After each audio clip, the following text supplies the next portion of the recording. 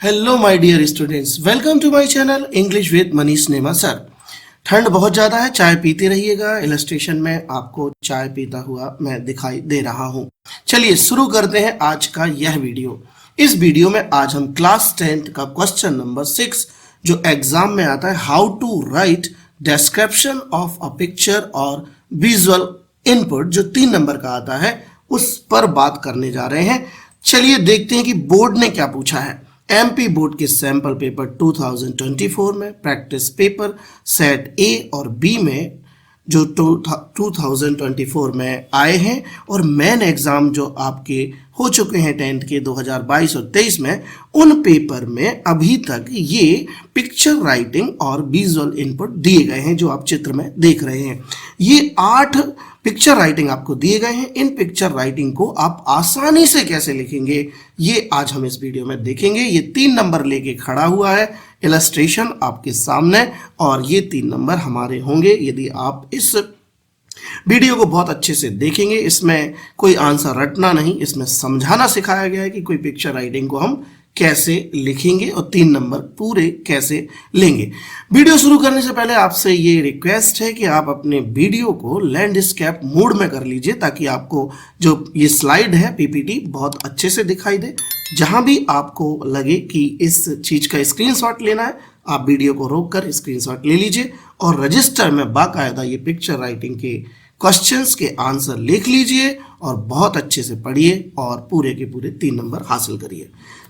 चलिए वीडियो शुरू करने से पहले एक बात बता दूं आपको कि यह वीडियो 4 पिक्चर राइटिंग या विजुअल इनपुट का है, जिसमें आपको 4 जो पिक्चर राइटिंग है, जिसमें थ्रस्टी क्रो है, हेल्दी लाइफ है, सेफ ट्री सेफ लाइफ है और कोविड-19 के प्रिवेंशन पर बनाया गया है। आपको कल यानी ठीक अगले दिन आपको पार्ट 2 मिलेगा, जिसमें 4 अन्य पिक्चर्स राइटिंग जो है, जिसमें ताजमहल और नेचुरल ब्यूटी, और साथ में आपको healthy life plus impact of mobile on students. ये 4 विजुअल राइटिंग्स इनपुट जो है आपको अगले वीडियो में कल मिलेंगी। इसलिए इस वीडियो को आप 2 पार्ट में देखिए, ताकि आपके लिए वीडियो जो है बड़ा ना हो और आप इंटरेस्ट से देखते रहें। धन्यवाद। चलिए शुरू करते हैं। शुरू करने के पहले 6 बिंदु आप देखिए, जो हम पिक्चर गाइडेड क्वेश्चन जो होता है, पिक्चर राइटिंग का जो क्वेश्चन होता है, उसको शुरू करने से पहले 6 बातों का ध्यान रखिएगा। Number 1, observe the picture. जो पिक्चर आपको दी है उसका अच्छी तरह से ऑब्जर्वेशन करिए, उसका अवलोकन करिए कि वो किस बारे में है। Number 2, understand the question. फिर आप जो प्रश्न दिया गया रहता है उस पिक्चर से संबंधित, उसको भी देखें, क्योंकि आपके प्रश्न में भी कभी कभी उस पिक्चर का शीर्षक दिया जाता है आपकी सुविधा के लिए। तीसरी बात ध्यान रखिए, डिस्क्राइब द इमेज। चित्र का विवरण देखें एवं उसी अनुसार उत्तर लिखें। यानी जो चित्र में दर्शाई गई बातें हैं उन्हीं को लेकर के हमें अपना राइटिंग करना है। हमें अलग से कोई अपने सेंटेंसेस, सजेशंस या कोई निबंध याद करके नहीं ले जाना है। ठीक। Number 4, connect with knowledge. अपने ज्ञान का प्रयोग कर उसे चित्र से जोड़े, जो आपका पूर्व ज्ञान है। मान लीजिए ट्री का पिक्चर आ गया, तो आपका ट्री के बारे में क्या क्या ज्ञान है पूर्व में, उसको कनेक्ट करिए और फिर अपनी पिक्चर राइटिंग को आराम से लिख लीजिए। मान लीजिए ताजमहल का चित्र दे दिया गया आपको, 2022 के पेपर में ताजमहल का चित्र आया था एमपी बोर्ड में, और अगर आपसे कहा जाए कि ताजमहल के बारे में आप बताइए, तो आप निश्चित रूप से अपने नॉलेज से उसे कनेक्ट करके बता पाएंगे कि वह मार्बल यानी संगमरमर से बना है, दुनिया का एक वर्ल्ड का अजूबा भी है। कौन सा है अभी हम बताएंगे आपको, और साथ में आप बता पाएंगे कि वो आगरा में भी है। तो इस तरह से किसी भी चित्र को पहले अपने नॉलेज से कनेक्ट करिए। प्रोवाइड अ क्लियर रेस्पॉन्स, और स्पष्ट उत्तर लिखिए, ज़्यादा गपशप बाजी नहीं करना है। 3 नंबर का प्रश्न है, आपको बिल्कुल अपना आंसर 75 वर्ड्स में लगभग लिख देना है। यहां बता दूं कि 75 वर्ड्स का मतलब कोई गिनना नहीं होता कि आप गिनने बैठ जाएं कि 75 हुए कि नहीं। अर्थ ये है कि हमारा आंसर जो है एग्जैक्ट होना चाहिए। एग्जैक्ट मतलब अगर वो 50 वर्ड्स में भी पूरी चीजों को समाहित कर रहा है और उत्तर सही दे रहा है, तो भी हमारा आंसर उतने में 3 नंबर हमें देगा। Use proper language. आखिरी बात याद रखिए कि कुछ भाषा का जो आप प्रयोग करें वो उचित भाषा का प्रयोग करें। अब यहाँ उचित का मतलब यहाँ पर रेलिवेंट लैंग्वेज अलग होती है, प्रॉपर लैंग्वेज अलग होती है। तो प्रॉपर लैंग्वेज में मतलब जो भाषा है ऐसा लगे किसी को पढ़ते वक्त कि ये चित्र मैं देख रहा हूँ और मुझे सारा कुछ पता चलता जा रहा है। तो जल्दी से इसका स्क्रीनशॉट ले लीजिए। 6 बातें आप ध्यान रखिएगा जब आप पिक्चर राइटिंग करें। अब शुरू करते हैं मेन बात, लेकिन अभी भी एक बात रह गई है, जरा सुनिए ये क्या कह रहे हैं महाशय।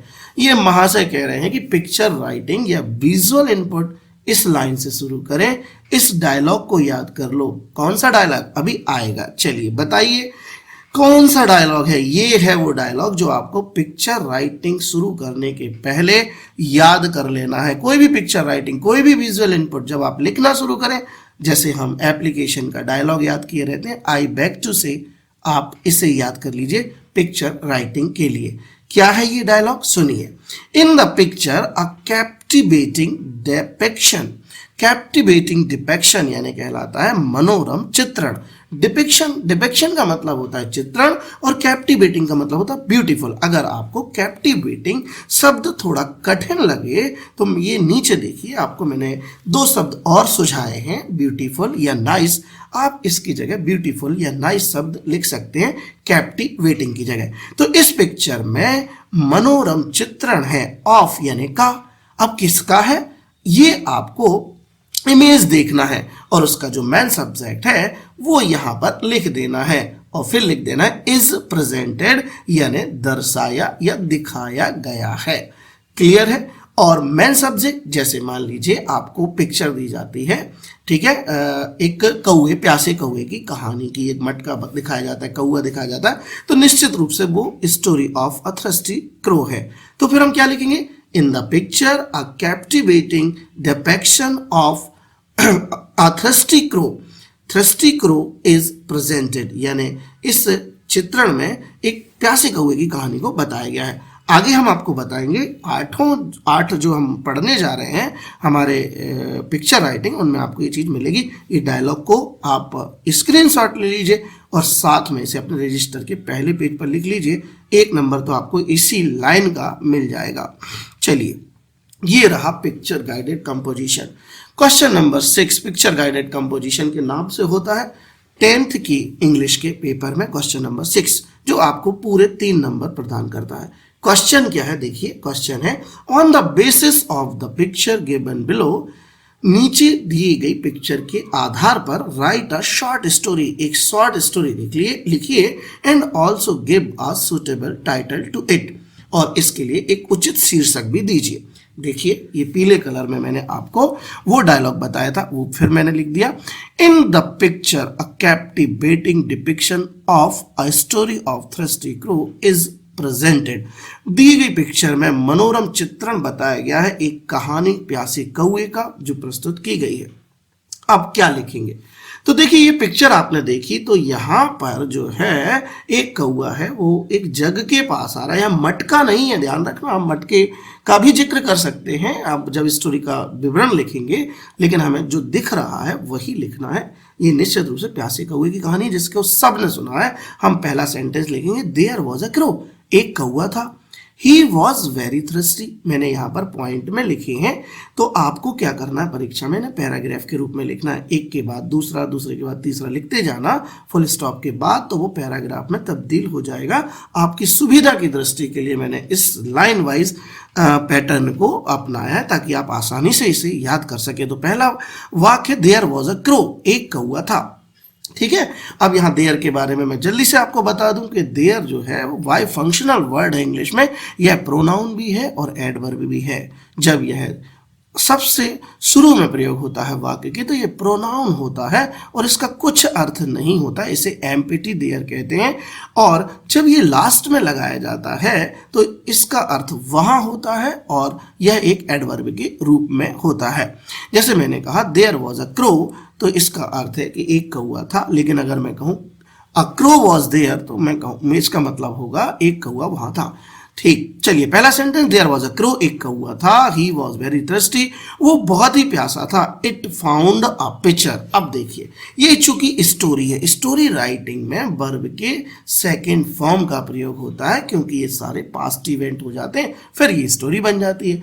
तो स्टोरी राइटिंग में ध्यान रखिएगा कि आपको सेकेंड फॉर्म का यूज करना है हर जगह, ठीक है, आपको सेकेंड फॉर्म का यूज करना है। यहाँ फाइंड यानी मिलना, और फाइंड का सेकेंड फॉर्म लिखा है फाउंड, इट फाउंड। अब ये इट क्यों लगा भाई कौए के लिए? इसलिए लगा है क्योंकि हम इट को पशु पक्षी और जानवरों के मायने में प्रयोग कर सकते हैं प्रोनाउन के रूप में। इट फाउंड अ पिक्चर, उसे एक मटका मिला। अब मैंने तो यहाँ पिक्चर लिख दिया, दिख जग रहा है, तो आप ऑब्लिक करके जग भी लिख देंगे, JUG जग।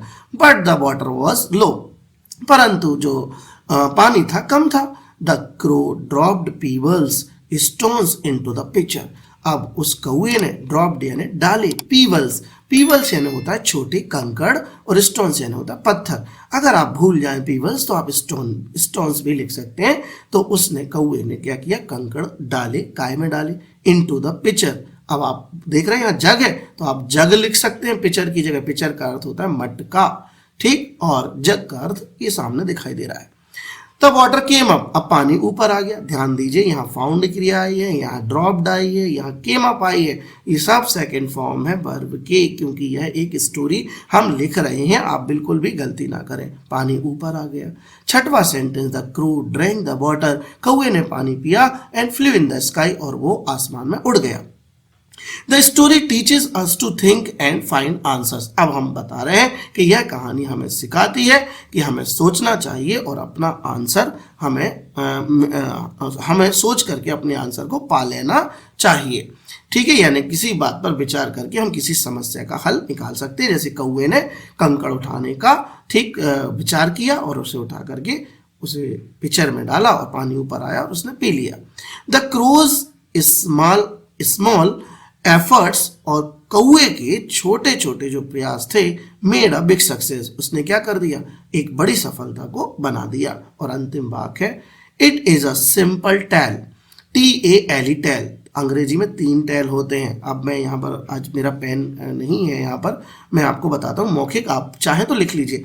TAIL टेल, टेल यानी पूंछ, गाय की पूंछ होती है ना, तो उसे टेल कहते हैं, TAIL। दूसरा टेल होता है TELL, टेल यानी बोलना, बताना, कहना। और तीसरा टेल आपके सामने है जिसका अर्थ होता है कहानी, TALE टेल। तो ये टेल तीनों हैं, तीनों होमोफोन्स कहलाते हैं इंग्लिश में। ऐसे शब्द जिनके उच्चारण एक से हों और स्पेलिंग अलग अलग हो, उन्हें अंग्रेजी होमोफोन्स कहकर पुकारती है।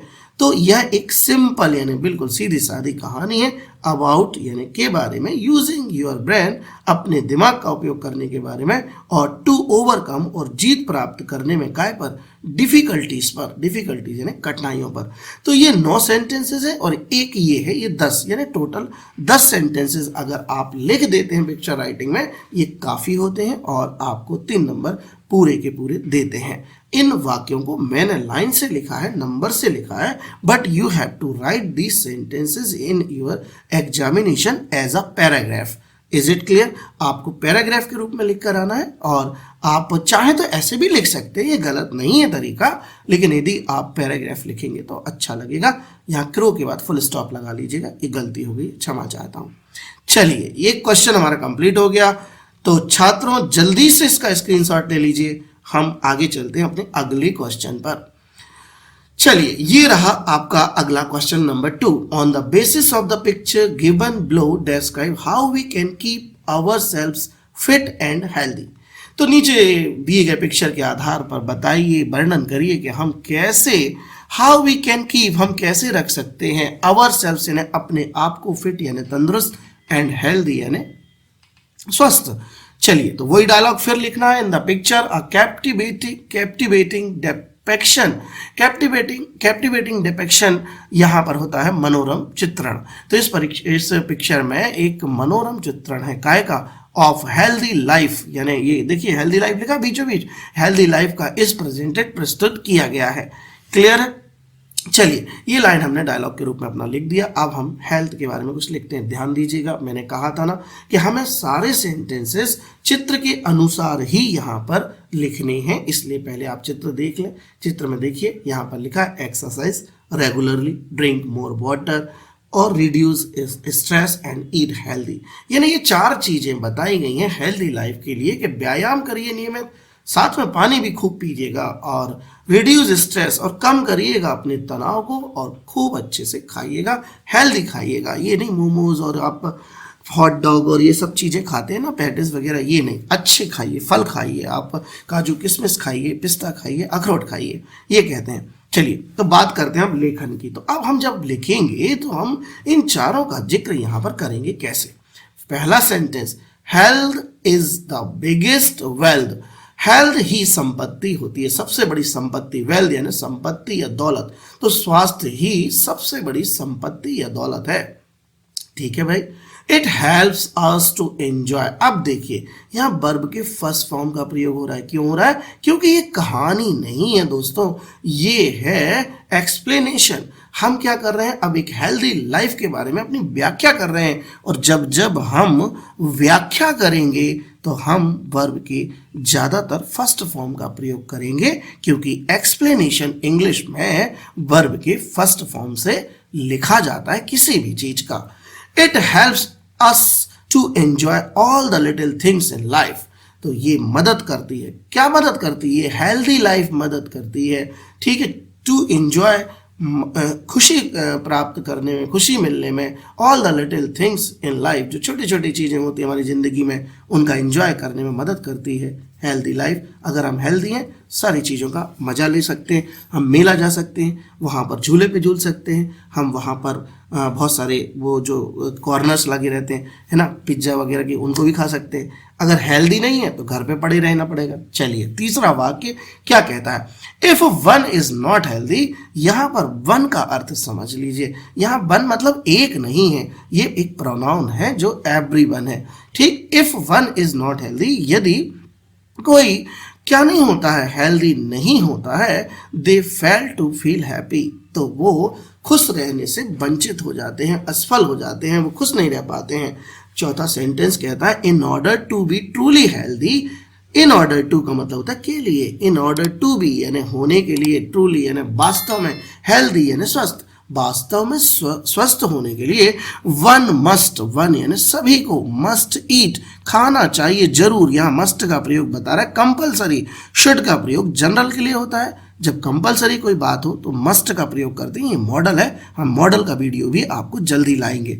वन मस्ट ईट वेल, सभी को अच्छे से खाना चाहिए। स्लीप ऑन टाइम, और समय पर सो जाना चाहिए। एंड वेक अप अर्ली, और जल्दी उठना चाहिए। लेकिन हम व्हाट्सएप में देर रात तक जागते रहते हैं और सुबह उठते ही व्हाट्सएप ही खोलते हैं। इसे कम करिएगा, परीक्षा आ रही है, अच्छे से पढ़िएगा।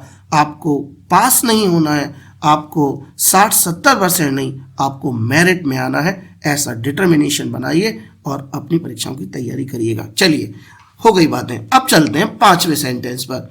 We should exercise regularly. अब यहाँ शुड वाले वाक्य आ रहे हैं। देखो, अब मैंने पैराग्राफ में सलाह देना चालू कर दिया, और जब भी आप सलाह देना चालू करें तो आप शुड को जेब में ही रख के घुमा करेंगे, है ना। शुड से चाहिए वाले वाक्य बनते हैं, और चाहिए वाले वाक्य जब भी बनते हैं उससे सलाह बनती है। तो वी शुड एक्सरसाइज रेगुलरली। अब मैंने चित्र से उठाना चालू किया क्या, इन शब्दों को। We should exercise regularly and eat healthy food, और हमें रोज नियमित रूप से एक्सरसाइज करना चाहिए और खाना चाहिए अच्छा स्वस्थ हेल्दी फूड खाना चाहिए, पौष्टिक भोजन करना चाहिए। We should drink more water and reduce stress, और हमें ज़्यादा पानी पीना चाहिए और तनाव को कम करना चाहिए। If you are in a good health, यदि आप एक अच्छे स्वस्थ व्यक्ति हैं, you can always work to attain more well, तो आप काम कर सकते हैं, अटेन यानी प्राप्त करने में, मोर यानी ज़्यादा, धन दौलत को ज़्यादा अटेन कर सकते हैं। But if one is not healthy, परंतु यदि कोई हेल्दी नहीं है, then wealth is of no importance, उसके लिए संपत्ति दौलत का कोई मतलब नहीं है। हैंस, हैंस का मतलब होता है आता है, अंत में लिख देते हैं वी शुड, फिर सलाह देकर ही बंद करेंगे हम पैराग्राफ को। We should adopt and work towards a healthy lifestyle, तो हमें अपनाना चाहिए एक अच्छी और स्वस्थ दिनचर्या और लाइफ स्टाइल को। तो ये हो गया आपका पैराग्राफ खत्म। आप ये 9 सेंटेंस और एक ये है, ये तो कॉमन डायलॉग है, इसको जोड़ करके 10 सेंटेंस हो जाएंगे। अगर आप परीक्षा में 1-2 सेंटेंस भूल भी जाते हैं कोई बात नहीं है, आपका पैराग्राफ आपको पूरे नंबर देगा और वो नंबर होंगे 3। ये लिए घूम रहे हैं महाशय, ठीक है, ये हमारे दोस्त हैं, इनका नाम मैं बाद में बताऊंगा। चले जल्दी से स्क्रीनशॉट ले लीजिए और इसे रजिस्टर में लिखिएगा जरूर। चलिए, ये रहा question number 3। On the basis of the picture given below right a short paragraph about importance of saving tree. देखिए क्वेश्चन से ही हमें टाइटल मिल गया है, अब पिक्चर देखने की भी जरूरत है, लेकिन हमारा आधा काम तो हो गया कि अब मुझे किस बारे में लिखना है। मुझे लिखना है इंपॉर्टेंस ऑफ सेविंग ट्री पर। चलिए पिक्चर और देख लेते हैं। पिक्चर में क्या क्या दिखाया भैया? पिक्चर में दिखाया है सेव ट्री, सेव लाइफ, पेड़ बचाओ, जीवन बचाओ। यहाँ कुछ ऑक्सीजन और पेपर, हाँ paper, fruits, medicine, if you cut a tree you cut your life. ये देखिए, ये बातें हमें इसमें यहाँ मेंशन करनी है। कैसे करेंगे? ध्यान दीजिए, एमपी बोर्ड के सैंपल पेपर 2024 में यह पिक्चर राइटिंग दी गई है, यानी यह इंपॉर्टेंट क्वेश्चन संभावित हो सकता है। देखिए, याद रखिए, मेरे वीडियो में ये मतलब नहीं है मेरा कि मैं वही क्वेश्चंस बस बताऊं कि जो एमपी बोर्ड में आने हैं। आप सब पढ़िए, सब पढ़कर ही पास हुआ जा सकता है, और जो सब पढ़ता है उसे सब पसंद करते हैं और वो सभी जगह सफल भी होता है। इसलिए कोई छोटा रास्ता अपनाने की कोशिश ना करें। कोई भी ऐसी आप परीक्षा के दौरान ऐसी गतिविधि में शामिल ना हो जिससे आपकी गरिमा, आपके माता पिता या अन्य टीचर, गुरु लोगों का कोई असम्मान हो। ठीक, इसलिए आप पढ़ाई पर भरोसा करें, अपने ज्ञान पर भरोसा करें और अपने कौशल के जरिए बहुत अच्छी सफलता लेकर आइए। चलिए शुरू करते हैं। यहां पर हमने लिखा, in the picture a captivating depiction of importance of saving tree is presented. ये डायलॉग तो मैं समझ में आ गया। Trees are very important for human life, पहले तो उसका इंपॉर्टेंट ही लिखा करो। Trees are very important for human life, human life के लिए ट्रीज बहुत ही महत्वपूर्ण होते हैं। They take carbon dioxide and release oxygen, carbon dioxide को वो ले लेते हैं और दे देते हैं, रिलीज करते हैं, छोड़ते हैं ऑक्सीजन को। We get fruits, paper, medicine, ये देखो ये सारे शब्द मैंने यहाँ लिया है, पेपर, फ्रूट, मेडिसिन, तीनों आ गए। We get fruits, paper, medicine etcetera, ये ईटीसी एक छोटा संक्षिप्त रूप है एटसेट्रा वर्ड का, from trees.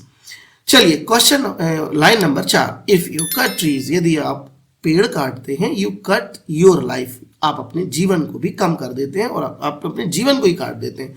So save tree, save life, ये देखिए मैंने इन शब्दों का भी यूज कर लिया। सो इसलिए बचाइए पेड़ों को और बचाइए जीवन को। Trees are the best gift of nature for us, trees हमारे लिए नेचर की सबसे अच्छी गिफ्ट है। They make the environment beautiful and clean, और ये वातावरण को शुद्ध, साफ और सुंदर बनाते हैं। Human beings get food from trees, और ह्यूमन बींग्स प्राप्त करती हैं फूड को कैसे? ट्रीज से। Trees also give us wood and shade, trees हमें देते हैं छाया, शेड यानी छाया, और वुड यानी लकड़ी। Houses, chairs and toys are made from wood, यहाँ फुल स्टॉप लगा लीजिएगा, कहीं कहीं फुल स्टॉप नहीं लगे हैं, आप लगा लीजिएगा।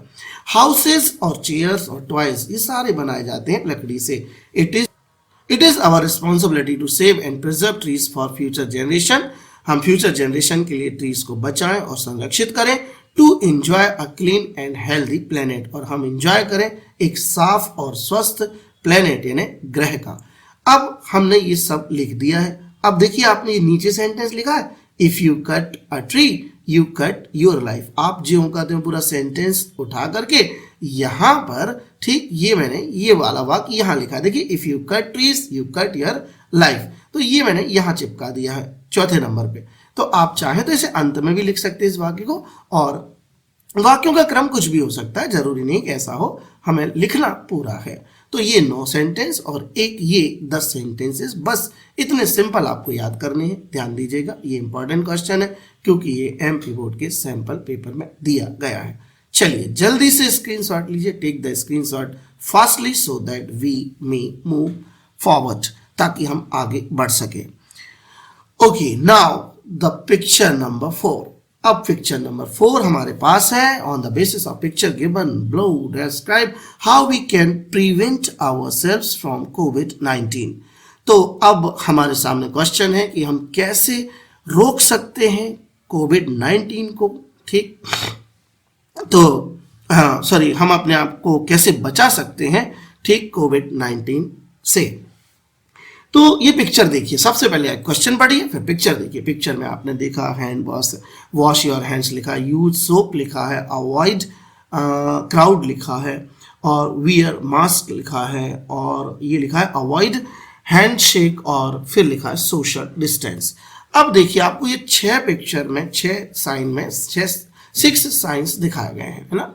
चलिए तो सबसे पहले आप इनके ऐसे पॉइंट बना लीजिए। ये बना दिया मैंने, वॉश योर हैंड्स, यहाँ कैरी अ मास्क लिखा है, यहाँ बियर अ मास्क लिख लें आप, ठीक है। यहाँ बियर अ मास्क भी लिख सकते हैं, कैरी अ मास्क, मास्क लेकर चलें, या फिर बियर अ मास्क, एक भी बात है। फिर use soap and hand wash, फिर मैंने बनाया अवॉइड हैंडशेक, फिर बना दिया अवॉइड क्राउडेड एरिया, और फिर बना दिया सोशल डिस्टेंसिंग। मैंने इस क्रम में नहीं बनाए हैं, आप चाहें तो इनको इस क्रम में भी लिख सकते हैं, जैसे ये दिए गए एक के बाद एक। हमें लिखना सब है, हमारा ओवरऑल जो मतलब काम है वो है पूरी बातों को लिखना, उसका क्रम कुछ भी हो सकता है। सबसे पहला हमने लिखा in the picture a captivating depiction of how we can prevent ourselves from कोविड-19 इज प्रेजेंटेड। अब यहाँ पर आप कहेंगे सर ये कैप्टिवेटिंग डिपिक्शन मतलब ये जो चित्र है ये मुझे अच्छा लग रहा है। अब कोविड तो एक गंभीर बीमारी है और उससे सब लोग परेशान भी रहे, तो ये जो विजुअल इनपुट है इसमें अगर हम ये लिखेंगे in the picture how we can prevent ourself from कोविड-19 इज प्रेजेंटेड, तो आप ये वाला हिस्सा काट सकते हैं, अ कैप्टिवेटिंग डिपिक्शन। अगर आपको लगे कि ये कोई ऐसा दृश्य नहीं है जो मुझे अच्छा नहीं लग रहा है, तो आप इस चीज को यहाँ से हटा दीजिए और डायरेक्ट लिख दीजिए in the picture how we can prevent ourselves from कोविड-19 इज प्रेजेंटेड। तो डिपिक्शन तो दिया ही गया है कि कैसे बचना है, ये डिपिक्शन है पूरा चित्रण, तो ऐसा भी लिख सकते हैं, इसको हटा भी सकते हैं। To prevent the spread of कोविड-19 we should follow the following rules. तो टू प्रिवेंट यानी बचने के लिए, रोकथाम करने के लिए, spread to the spread of कोविड-19 यानी कोविड-19 के फैलाव को रोकने के लिए we should follow the following rules, हमें नीचे लिखे निम्नलिखित नियमों को मानना चाहिए, फॉलो करना चाहिए। एडॉप्ट भी लिख सकते हैं आप। वॉश योर हैंड, सबसे पहले तो हाथ धोइए। Regular hands cleaning for at least 20 seconds with soap and water can help stop the virus from spreading. तो नियमित रूप से हाथ धोना 20 सेकेंड तक कायसे, साबुन से एंड पानी से, कैन हेल्प स्टॉप, तो वो रोक सकता है, क्या रोक सकता है, the virus from spreading, virus को रोक सकता है फ्रॉम स्प्रेडिंग, स्प्रेडिंग यानी फैलने से। कैरी अ मास्क या bear a mask, donning a mask can help stop the कोविड-19। तो डॉनिंग ना लिखकर आप बियर लिख दीजिए यहाँ पर, ठीक है। यहाँ beer a mask can help stop the covid virus from spreading.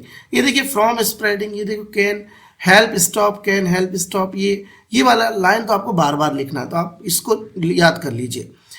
Dawning a mask, beer a mask can help stop the covid virus from spreading. तो वायरस को फैलने से रोक सकता है मास्क, इसलिए मास्क हमें पहनना चाहिए।